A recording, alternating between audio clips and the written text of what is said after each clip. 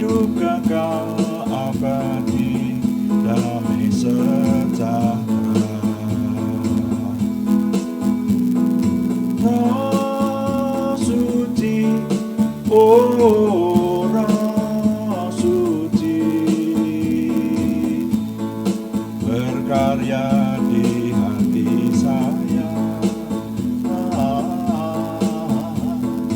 Roh suci, oh Roh suci,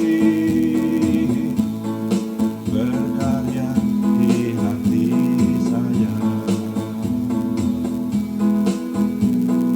Bawa Roh suci berkarya di hati saya. Saya memuji Tuhan dengan sukacita,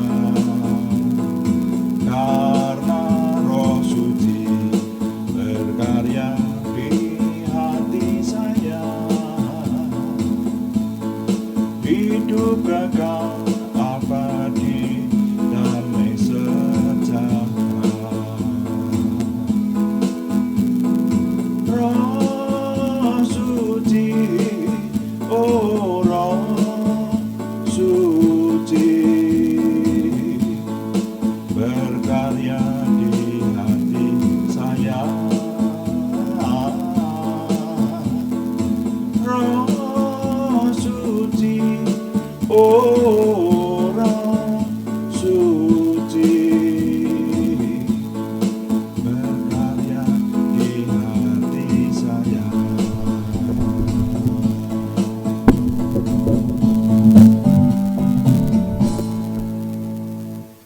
Bapak, kami mengucap syukur malam hari ini Tuhan memberkati kami, dan kami siaga mempersembahkan doa malam hari ini. Urapi firman-Mu sehingga menjadikan kami dibekali, sehingga hidup kami semakin berkenan kepada Tuhan, dan juga berkati, tuntun, dan pimpin segala doa kami ini, sehingga ketika kami melayani Tuhan dengan doa, maka Tuhan dimuliakan, kami semua diberkati, doa kami penuh dengan kuasa yang menjadikan kemuliaan nama-Mu.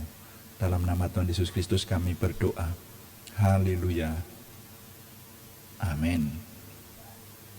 Selamat malam Bapak Ibu, saudara sekalian yang sudah bersekutu bersama dengan kita di sini. Dan dalam doa malam kali ini, Bapak Ibu, saudara sekalian, saya masih ingin melanjutkan menjawab pertanyaan dari Ibu Titin Joko Susanto di Salatiga,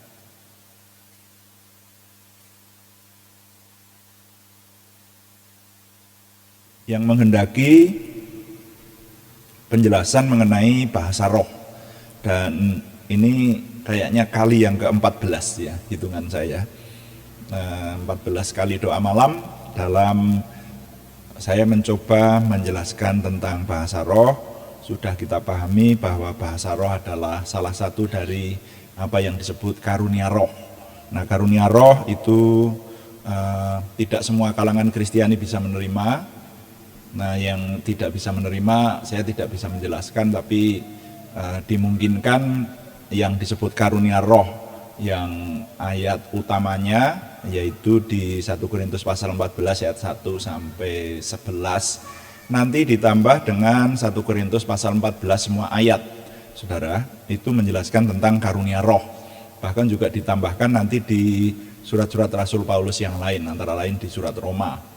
Nah, kalau karunia roh itu dianggap sebagai karunia Tuhan semata-mata yang sama dengan karunia yang lain, maka tentunya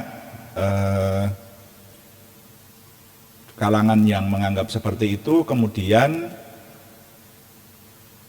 menyamakan bahwa istilah karunia roh itu tidak bedanya dengan benda-benda abstrak yang dikaruniakan Tuhan kepada kita, semacam itu. Nah, umumnya kemudian juga tidak mempercayai bahwa seperti karunia bahasa roh segala itu bisa dipraktekkan atau bisa diterima pada zaman sekarang. Nah, tapi di sisi lain ada kalangan yang menerima. Nah, kalangan yang menerima adanya bahasa roh ini karena ini disebutkan di Alkitab, Nah ini saya mendalaminya dan saya sedang menjelaskan kepada Anda mulai dari yang pertama dulu sampai yang ke-14 kali ini, yaitu bahwa beberapa hal yang sudah saya ketengahkan, bahwa sekali lagi bahasa roh tidak diterima oleh semua kalangan, atau karunia roh tidak diterima oleh semua kalangan, dan juga karunia roh itu diterima oleh kalangan yang mau menerima dengan beralasan bahwa istilah karunia roh itu berbeda dengan karunia Tuhan pada umumnya, karena karunia roh itu bahkan bahasa aslinya juga disebut karismata. Nah itu sebabnya maka karunia yang bisa, kalangan yang bisa menerima adanya karunia roh ini kemudian sering disebut orang-orang yang termasuk dalam aliran karismatik semacam itu. Nah, karismatika inilah yang sedang kita coba pahami. Mereka beralasan bahwa ini dijelaskan oleh firman Tuhan. Jadi kalau di firman Tuhan itu ada, itu masakan kita mau mengingkarinya. Nah itu ya saudara. Dan kalangan yang tidak bisa menerima juga menyatakan bahwa itu karunia-karunia itu ada memang, tapi diberikan pada zaman para rasul. Kalau sekarang sudah tidak diberikan lagi. Nah itu. Dan memang ini sulit dipahami karena setiap penjelasan mengenai Roh Kudus dan yang berkaitan dengan Roh Kudus itu tidak mudah dipahami.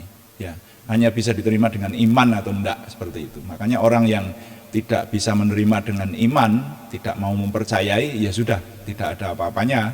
Walaupun itu dituliskan di Alkitab kita gitu, penafsirannya bisa berbeda, tapi kalau kita yang meyakininya, orang yang beriman itu bisa mempraktekkannya. Katakanlah karunia kesembuhan, kemudian memperhatikan bagian Alkitab yang lain, dan di sana dikatakan bahwa nama Yesus punya kuasa, nah sehingga dipraktekkan orang-orang kemudian berani berdoa mengusir setan, menumpangkan tangan, menyembuhkan, mendoakan orang lain untuk kesembuhannya, nah semacam itu. Nah tinggal saudara mau ikut yang mana nanti, kan seperti itu. Nah hanya saudara, kita juga sudah memahami bahwa karunia roh itu ternyata yang disebutkan di 1 Korintus, di bagian firman Tuhan ini ada 9 ya, yaitu mulai dari karunia hikmat, karunia berkata-kata dengan hikmat, karunia berkata-kata dengan pengetahuan, karunia iman, kemudian karunia menyembuhkan, karunia membedakan bermacam-macam roh, karunia bernubuat, karunia bahasa roh, karunia menafsirkan bahasa roh, dan seterusnya itu ya. Nah itu sudah kita pahami. Nah sekarang judul renungan malam hari ini karena ini 9 ini sudah kita coba untuk mengenal semuanya, makanya saya ingin mengajak Bapak Ibu Saudara untuk lebih memahami. Judulnya kali ini adalah Karismatika bagian yang ke-14, Karismatika part 14, bahasa roh untuk berdoa dan memuji Tuhan. Ya. Nah, mari kita membaca lebih dahulu 1 Korintus sekarang pasal yang ke-14 Saudara. 1 Korintus pasal yang ke-14 ini sebetulnya tepatnya ayat yang ke-15, tapi lebih baik kita baca mulai ayat 13.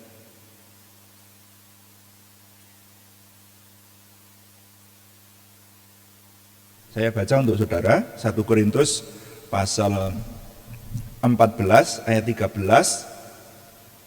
Firman Tuhan berkata, karena itu siapa yang berkata-kata dengan bahasa roh, ia harus berdoa, supaya kepadanya diberikan juga karunia untuk menafsirkannya.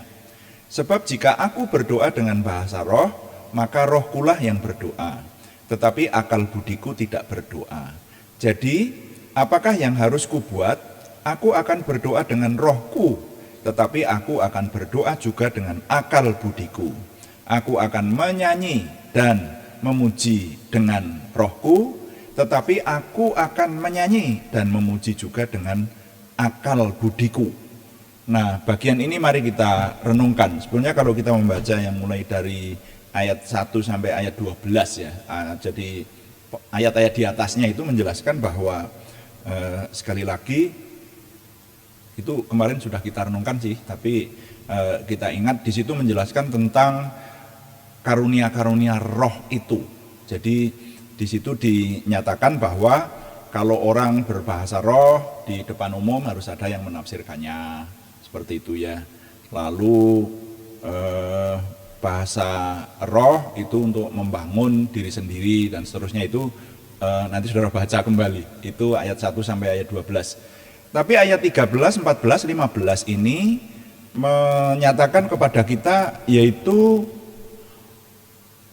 bahasa roh itu sebetulnya di tengah jemaat itu digunakan untuk apa? Nah itu. Nah sekarang kalau kita memahami soal bahasa, saudara ya, bahasa verbal atau bahasa yang berupa ucapan. Seperti kita ketahui bahwa bahasa itu ada berbagai macam, ada bahasa isyarat ya, bahasa tubuh atau gestur, kemudian bahasa lisan, masih ada lagi bahasa apa. Jadi bahasa itu adalah sesuatu yang digunakan, kita berbicara di lingkungan manusia ini ya. Jadi oleh manusia digunakan bahasa itu adalah untuk menyampaikan maksud kepada orang lain, kepada pihak lain di luar dirinya, entah itu manusia atau makhluk apapun juga menggunakan bahasa toh ya. Jadi bahasa itu bisa, kalau yang bahasa lisan itu kan melalui kata-kata ya, melalui ucapan, suara dari yang keluar dari mulut dan bibir, istilahnya semacam itu.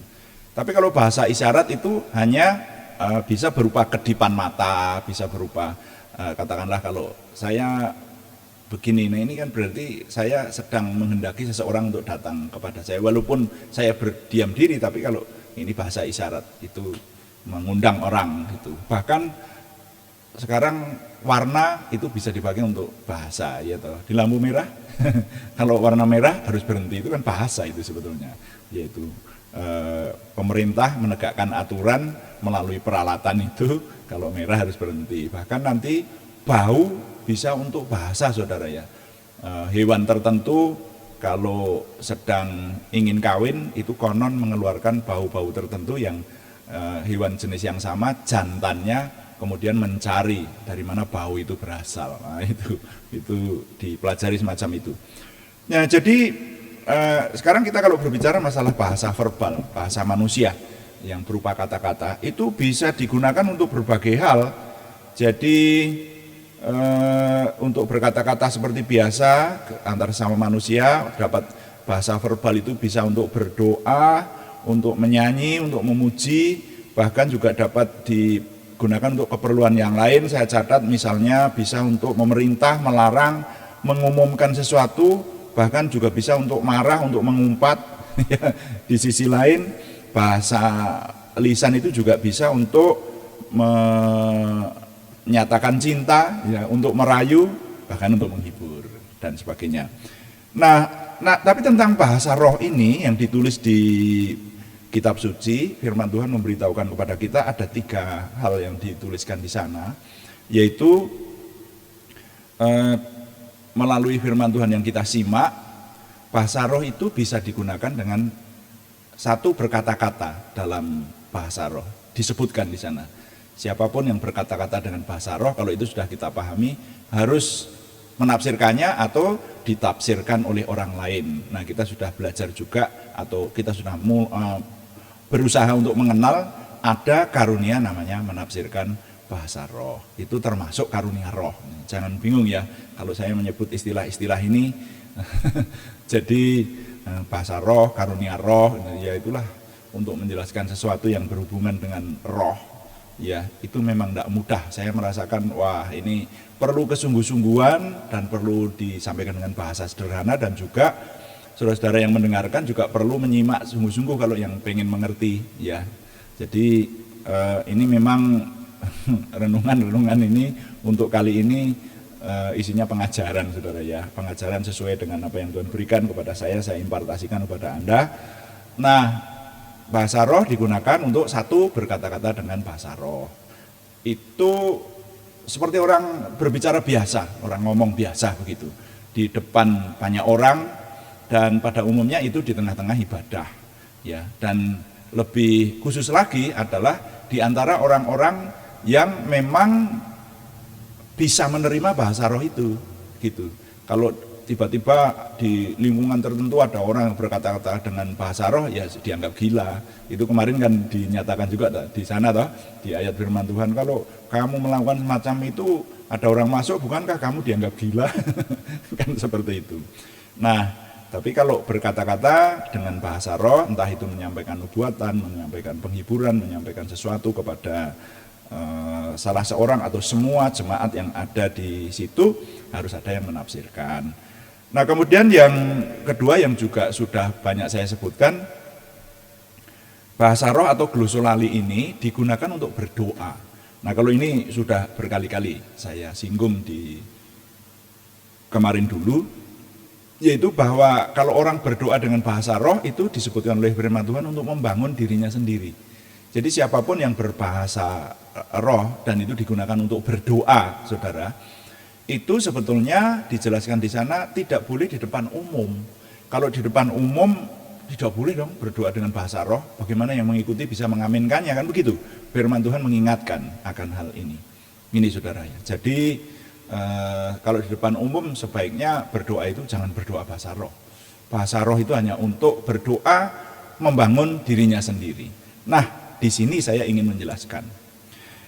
Memang ada kalangan tertentu yang saya jumpai, si pemimpin yang di depan itu mengajak berbahasa roh bersama-sama.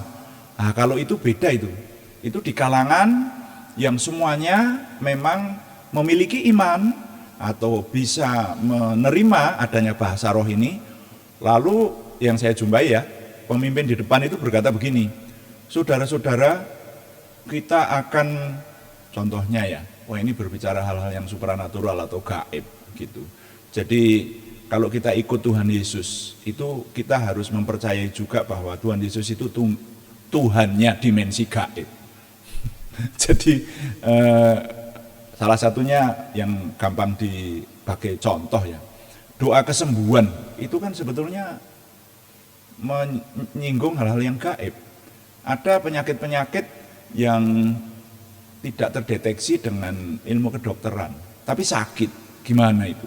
Nah itu mesti ini urusan Tuhan Yesus seperti itu. Makanya kalau sudah berbicara bahasa roh itu juga mau tidak mau harus punya pikiran, punya asumsi bahwa kita ini sedang membicarakan karya Roh Kudus yang adalah sesuatu yang tidak tampak.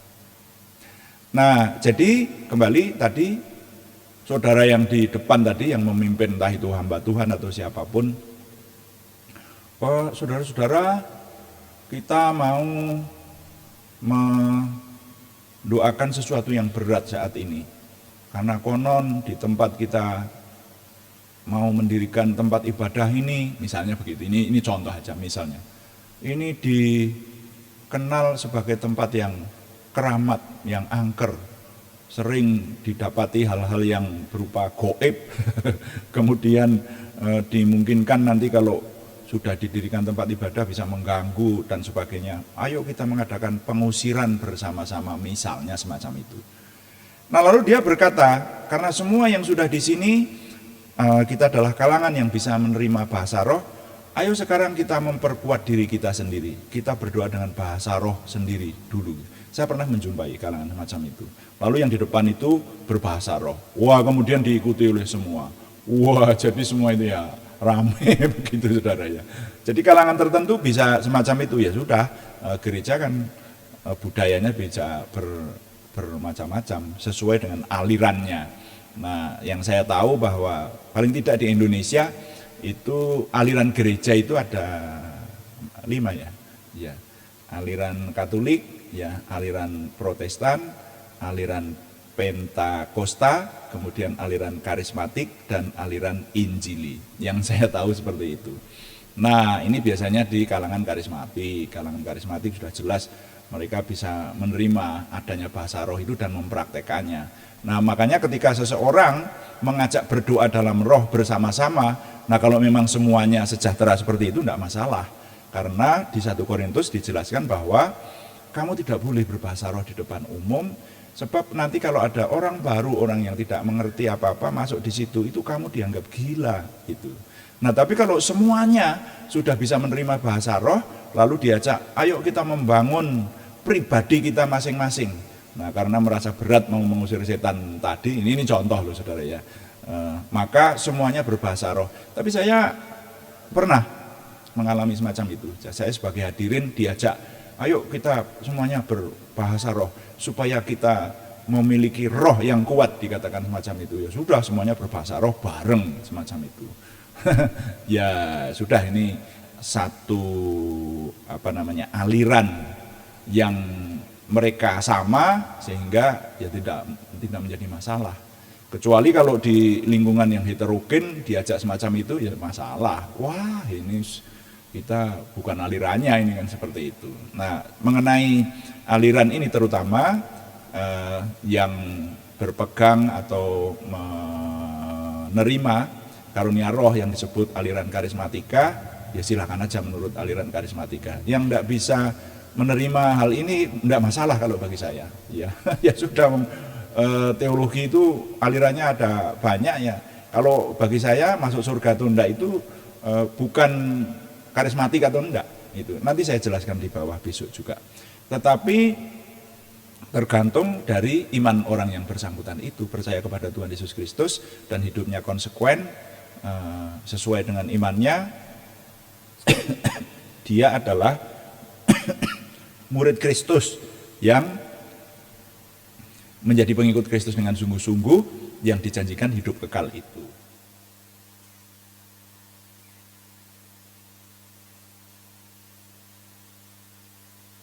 Nah, adapun orang-orang yang menerima karunia roh ini saya mulai menambahkan. Karunia roh itu diberikan kepada umat beriman, itu adalah untuk kelengkapan pelayanan. Ya toh, mendoakan orang dengan karunia kesembuhan, itu kan kelengkapan pelayanan sebetulnya.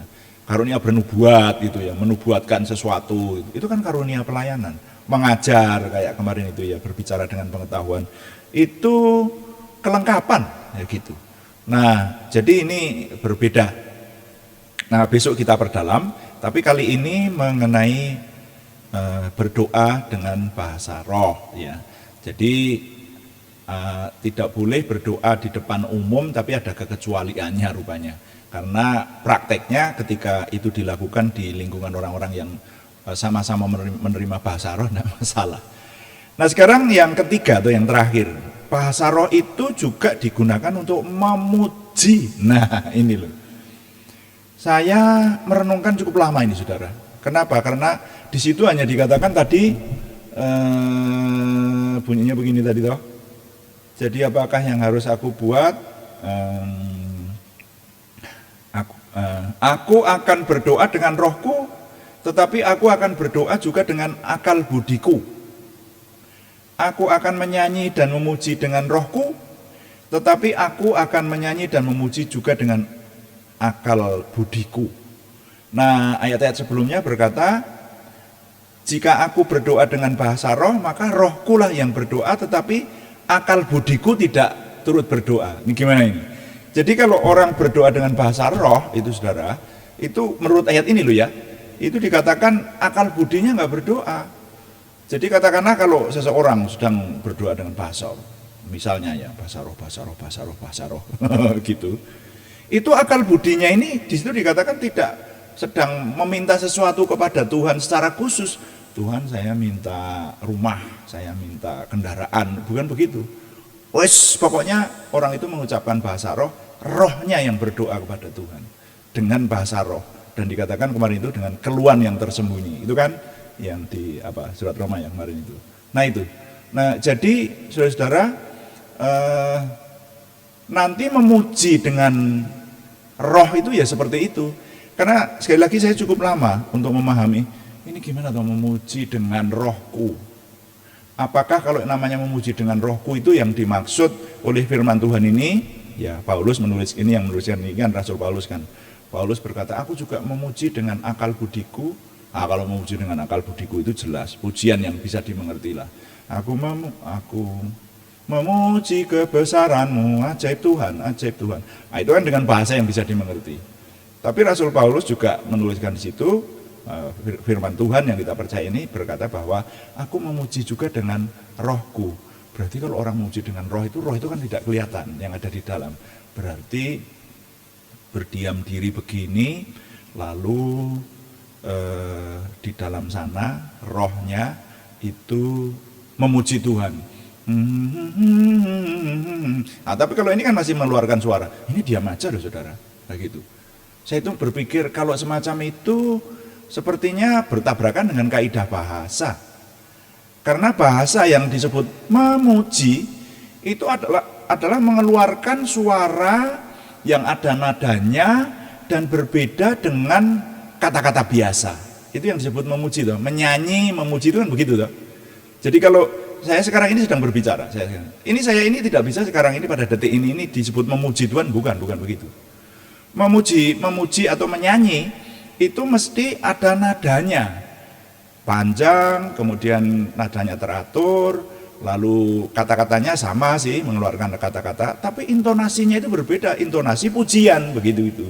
Dan itu dikeluarkan suaranya itu. Kalau tidak dikeluarkan, katakanlah saya memuji dengan batin, itu yang disebut memuji dengan roh. Itu tidak memuji. Manusia pada umumnya mengenal orang itu sedang bersamadi, begitu. Nah, itu yang saya renungkan seperti itu. Sehingga kalau di sini dikatakan oleh firman Tuhan ini, aku memuji dengan rohku. Nah, itu saudara, memang sekarang ada pengertian lagi yang namanya memuji itu dengan nada-nada yang panjang, tapi juga ada rap. Pujian dengan nge-rap itu ya. Nah, wah itu nanti lebih panjang lagi lah kalau ini dijelaskan. Tapi saya hanya membatasi saja memuji itu dengan nada-nada yang panjang. Katakanlah ya kayak tadi, kami memuji kebesaranmu. Kan berbeda toh kalau saya berkata kami memuji kebesaranmu. Nah, ini kata-kata kalau yang ini. Tapi kalau pujian itu nyanyian. Dan saya lebih bisa menerima bahwa di situ yang dikatakan aku memuji juga dengan rohku itu artinya memuji dalam bahasa roh. Memuji kok, bukan bersamadi loh. Nah, tapi bagaimana memuji dengan roh? Karena di atasnya sudah dijelaskan bahwa kalau rohku sedang memuji, akal budiku tidak memuji.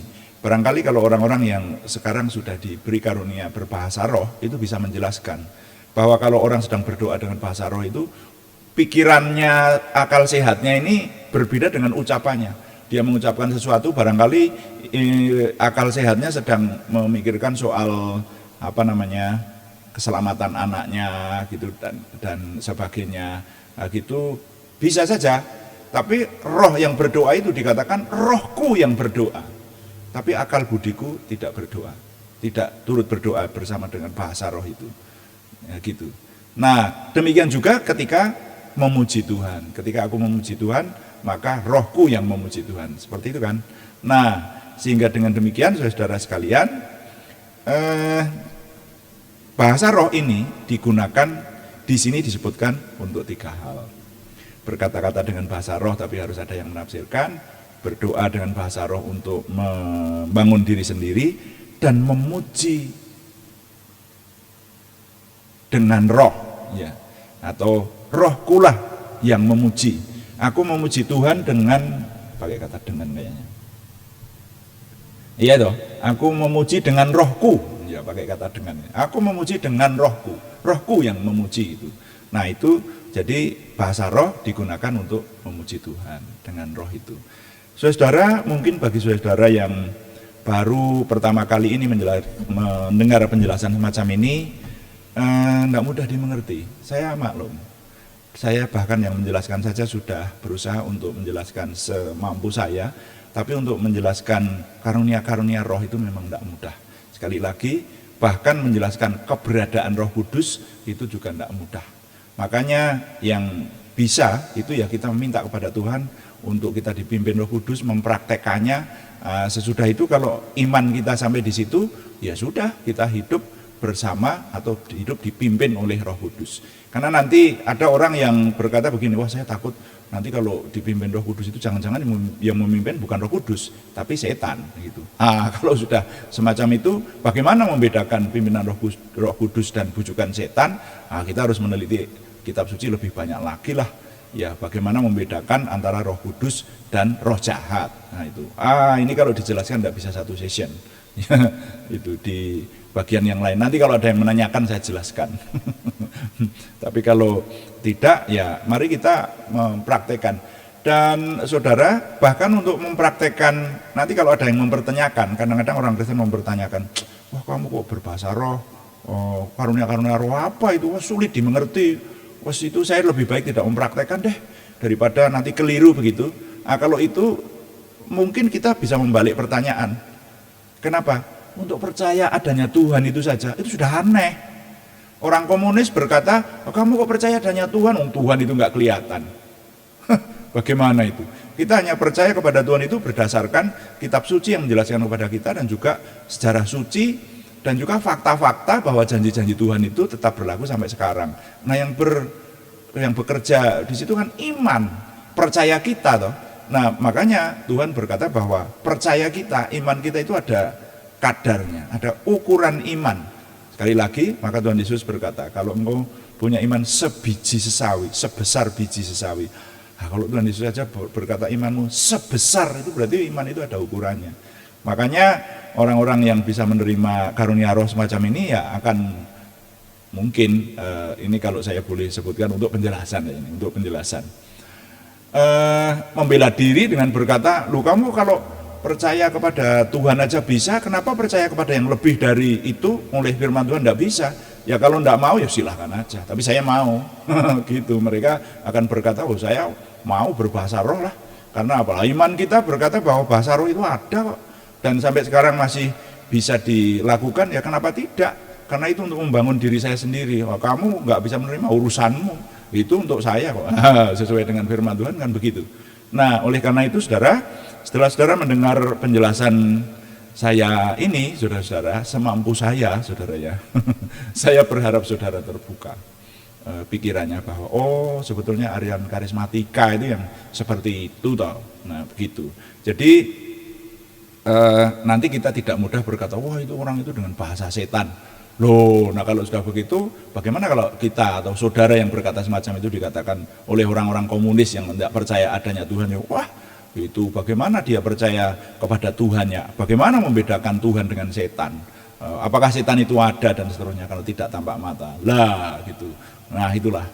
Jadi sekali lagi mari kita terima firman Tuhan ini, kita sebagai orang beriman, kita sebagai manusia rohani. Pernah kita gumulkan ya, kalau kita manusia duniawi tidak bisa. Mendengar penjelasan saya ini sulit malah tidak mudah menerima. Tapi kalau kita memiliki iman bahwa Tuhan itu ada, Tuhan berfirman, firman-Nya pasti benar, ya dan amin. Lalu sekarang hal-hal yang tidak masuk akal itu juga bisa kita minta kepada Tuhan supaya kita bisa beriman bahwa hal-hal yang tidak masuk akal itu ternyata ada dan bisa kita hidupi dan ada kuasanya. Ya mari kita lebih sempurna lagi dalam beriman semacam itu.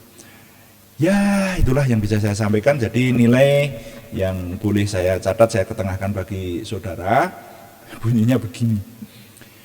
Bagi kalangan yang dapat menerima akan adanya karunia roh ini, bahasa roh dapat digunakan untuk berkata-kata, berdoa, dan memuji Tuhan. Selanjutnya diserahkan kepada kita, kepada Anda semua, untuk menyikapinya. Mau menerima silahkan, enggak ya enggak masalah. Kan begitu ya. Saya ulangi. Bagi kalangan yang dapat menerima akan adanya karunia roh ini, bahasa roh dapat digunakan untuk berkata-kata, berdoa, dan memuji Tuhan. Selanjutnya diserahkan kepada kita semua untuk menyikapinya. Tuhan dipuji. Amin. Nah, mari kita berdoa kepada Tuhan, saudara-saudara sekalian, katakan kepada Tuhan, mohon mari kita menyembah Tuhan dan mengatakan supaya menguduskan hati kita, supaya kita dapat menyembah dan berdoa. Lalu kita akan memasuki doa syafaat dan juga mendoakan saudara yang dalam minggu ini masih harus kita doakan kepada Tuhan. Haleluya. Haleluya. Haleluya. Haleluya. Amin. Terima kasih Tuhan. Haleluya. Haleluya. Haleluya. Haleluya. Amin. Kuduskan tempat ini untuk kami berdoa. Kuduskan hati ini untuk kami menyembah. Biar segala perkara ku serahkan padamu Yesus, dan Roh Kudus bekerja membimbing kami semua.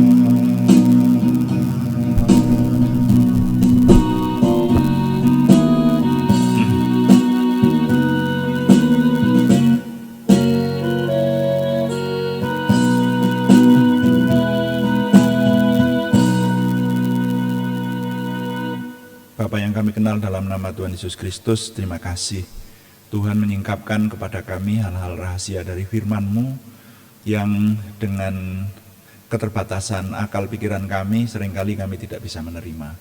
Tapi kami mohon Tuhan sendiri melalui karya Roh Kudus sesuai dengan firman-Mu menolong kami supaya kami semakin hidup benar di hadapan Tuhan. Semakin kami mengalami kuasa Tuhan dan memuliakan Tuhan. Terima kasih Bapak. Kami mohon Tuhan yang menolong, dan khususnya bagi penanya Ibu Titin Joko Susanto di Salatiga, Tuhan yang menolong untuk meningkatkan hidup keimanan. Juga kami semua yang mendengarkan penjelasan ini, yang mengikuti doa malam ini, sehingga hidup kami semakin berkenan kepada Tuhan. Terima kasih Bapak. Kami berdoa syafaat untuk bangsa dan negara kami. Mohon Tuhan yang mengingat untuk memberikan ketahanan nasional dan damai sejahtera buat kami semua. Dan kami juga berdoa untuk saudara kami yang membutuhkan kesembuhan dari Tuhan. Kami berseru dalam nama Tuhan Yesus Kristus, Yeshua HaMasyiah, Imam Besar Agung kami mohon Tuhan memberikan kesempurnaan kesembuhan kepada saudara kami Aryadi Wirawan, saudara kami Arni Setiawati, saudara kami Budi Suswanti, saudara kami Yohanes Sutarman, saudara kami Elisabeth Srimintowati Indah Purwaning Tias, semuanya di Purwodadi, kepada saudara kami anak Alekio Vanwibowo, saudara Supriyanto di Salatiga, saudara kami Siti Rondiah, saudara kami Cahyani Bagiawati di Semarang, saudara kami Kristiningsih Joko Widodo di Yogyakarta, saudara kami Naomi Sumarsi di Wonogiri, juga saudara kami Handoyat Mojo di Jakarta. Kami juga berdoa untuk saudara kami yang memiliki pergumulan yang lain selain kesembuhan, yaitu pergumulan dari saudara kami Sri Purwati di Penawangan, saudara kami Yohana Asri Sabtoni di Kediri, saudara kami Ananda Thomas Tiwadi Prakoso di Purwodadi. Kami mohon Tuhan yang menjawab doa-doa mereka ini dan memberikan jalan keluar, terobosan baru, sehingga pertolongan Tuhan nyata buat kami. Terima kasih untuk semua yang Tuhan anugerahkan, sehingga setiap hari kami boleh memuliakan Tuhan. Mohon Tuhan yang menolong kami menyempurnakan semua yang kami kerjakan ini, sehingga Tuhan membawa pelayanan kami ini, apa yang kami layankan kepada Tuhan, menjadikan banyak orang diselamatkan, banyak orang diteguhkan imannya, kami semua diberkati. Terima kasih, setiap hari Tuhan memberikan kepada kami kunci-kunci untuk meraih kemenangan dari firman Tuhan, sehingga kami semakin memiliki percaya diri, semakin memiliki pengenalan akan Tuhan, semakin memiliki optimisme, antusiasme, semangat dan bergairah menyambut masa depan kami untuk menang bersama dengan Tuhan. Terima kasih Bapa, kami mohon Tuhan yang menyempurnakan doa kami oleh pertolongan dan pimpinan Roh Kudus, karena semuanya kami persembahkan dengan mantap percaya dalam nama Tuhan Yesus Kristus Juru Selamat kami. Haleluya. Amin. Bapak Ibu Saudara sekalian, kami mengingatkan bahwa doa malam dilaksanakan setiap hari Senin sampai dengan Sabtu pada jam 6 atau 18 waktu Indonesia Barat. Juga ada doa pagi yang dilaksanakan setiap jam 5 pada hari-hari yang sama, jam 5 pagi maksudnya. Ya, mari kita terus menimba kekuatan dari Tuhan melalui doa-doa kita yang sekarang dipermudah oleh Tuhan. Walaupun berada di tempat berbeda, kita bisa menyatukan hati untuk merenungkan firman Tuhan bersama dan berdoa kepada Tuhan. Karena itu, terima kasih kepada banyak saudara, sahabat-sahabat, rekan-rekan semuanya yang sudah memberikan dukungan kepada kami. Kami tetap mengharapkan setidaknya dukungan doa. Yang belum memberikan subscribe, terima kasih jika berkenan menambahkan subscribe buat kami sehingga tim multimedia kami terbantu dengan kemudahan-kemudahan berikutnya. Dan juga silahkan memberikan masuk di kolom chatting ya, sehingga kami ditambah semangatnya, Anda banyak yang mengikuti kami. Dan like, komen, dan share, bagikan kepada teman-teman lain, terutama beberapa kesaksian ajaib yang sudah kita dokumentasikan itu untuk bisa disebarluaskan sehingga lebih banyak yang diberkati. Selamat malam, Tuhan memberkati.